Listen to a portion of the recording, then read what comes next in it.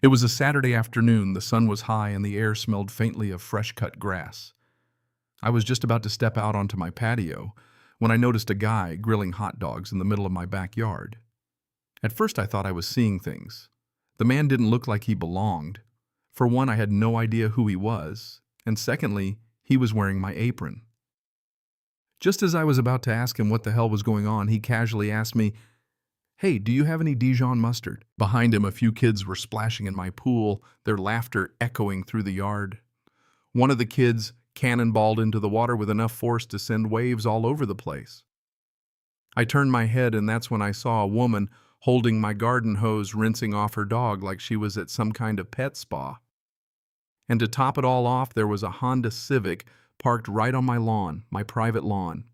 I had spent years saving for this property, paying the mortgage, maintaining it, and installing a fancy fence to keep everything my business.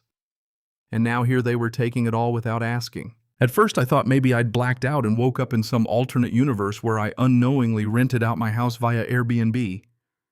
Maybe I had somehow ended up in the wrong timeline, but when I saw her, I knew exactly what was going on. There she was, Karen Thompson, the self-appointed queen of the neighborhood, strolling around my backyard like she owned it. She had on her classic khaki capris, oversized sunglasses, and of course her trusty clipboard. Her expression was a mix of authority and superiority, as if she had just walked into a public park she had every right to manage. But here's the thing, her house was 4 doors down. She had no business being on my property. It was at that moment I realized I wasn't hallucinating. I wasn't in some alternate universe. This was no mistake. This was an all-out invasion of my turf. And if Karen wanted war, she had picked the wrong backyard. 3 months ago, I had moved into a quiet cul-de-sac on the edge of Cascadia Hills. I work remotely as a software engineer, so my life is a pretty low-key affair. I spent my days talking to people in 3 different time zones, all while wearing pajama bottoms, my hair a little wild, and a coffee in hand. All I wanted was a quiet place to call home, a space with decent Wi-Fi, room for a grill, and maybe a hammock. The house I found had everything: space, privacy, and a large backyard that backed up to a greenbelt. It was perfect. That is, until I met Karen. Now, Karen was no ordinary neighbor. She wasn't just a regular homeowner. No, she was the self-appointed president of the HOA, the Homeowners Association. Though no one ever remembered voting for her, Karen had this way of acting like she owned the place. She had a permanent squint, a tone of voice that could turn any sentence into an accusation, and an ability to make you feel like you were doing something wrong just by existing. Within a week of moving in, Karen had dropped off a 10-page welcome packet filled with rules and regulations, half of which sounded like they had been made up on the spot. There was one rule that stood out: lawn decorations may not exceed 4 inches in height unless seasonally sanctioned. I smiled, politely nodded, and mentally filed her away under handle with extreme caution. The first few weeks passed quietly. The only disturbances were passive-aggressive notes left on my door about my trash bins being too visible from the street, but then the Saturday happened. It started with me stepping out into my backyard to water my succulents, and suddenly I nearly tripped over a cooler full of beer that wasn't mine. Looking up, I saw it all. A group of people were lounging under umbrellas. A folding table covered in chips and salsa was set up in the middle of my yard, and there was a guy making margaritas with a blender plugged into my outdoor outlet. My outdoor outlet. I approached the guy at the grill and asked calmly, "Excuse me, but what's going on here?" He smiled at me like I was the weird one. "Oh, hey, Karen said we could use the community space today. Great spot, by the way. You must live nearby." That was the moment I lost it. Not because it was funny, but because if I didn't laugh, I'd scream. I told him this wasn't some community space, it was my backyard. He blinked at me confused, then pointed at Karen, who was handing out reusable plates by the pool. I marched over to Karen, my heart racing. "Karen," I said, trying to keep my voice even, "why are there strangers in my backyard?" She didn't even flinch. "Oh, hi, Jake. Don't be silly. This is community green space. It's marked on the HOA's original property map. Didn't you read the handbook?" I could feel my blood pressure rising as I processed what she had just said. I told her I had the updated property plat that clearly marked the entire area as my lot. Karen didn't even blink. "Maps can be misleading," she said, shrugging. "Besides, you weren't using it." That's when it hit me. Karen wasn't just mistaken. She had orchestrated this whole thing. She invited people into my backyard, convinced them it was some kind of shared amenity, and she had no qualms about doing it in broad daylight. I asked her to have everyone leave. She told me to chill out and enjoy the sense of community. That's when I realized this wasn't going to be solved with a polite conversation. I called the non-emergency police line just to get a sense of my options. The officer confirmed that yes, I could ask everyone to leave and treat it as trespassing if they refused. But he also warned that if I wanted long-term peace, I'd have to take it up with the HOA, which frankly was laughable. The HOA was the problem after all. And it wasn't just this incident. Other neighbors started telling me their horror stories about Karen.